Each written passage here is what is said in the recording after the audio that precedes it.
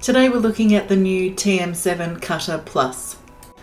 The grating and slicing disc is the same as the other one. It has the grey side for grating and the slate side for slicing. You'll find two sizes for each. The pusher has been made more compact, so there's only one pusher now.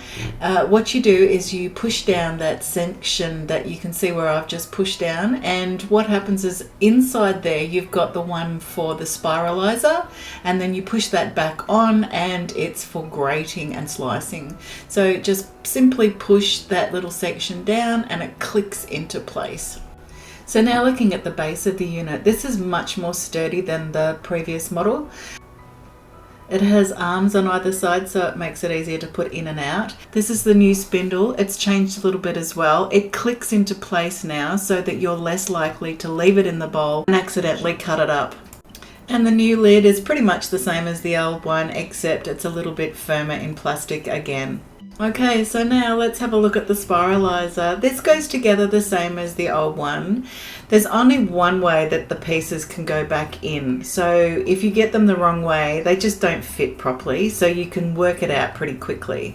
So turning it into place, they just go in together like that, and you just click it into place.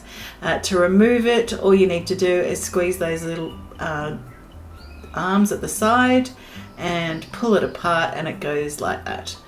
Swapping out the two different blades is simple. You just do one and then the other, and then it spins around and you can pop it back in place.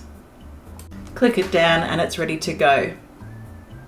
Okay, so let's put it together. So just like before, you can only put it in one way, so it goes this way. You have to just push on the sides and it goes click and you've got it in. And then to take it out, again, you just hold it together and push it with your thumbs. And it comes apart easy.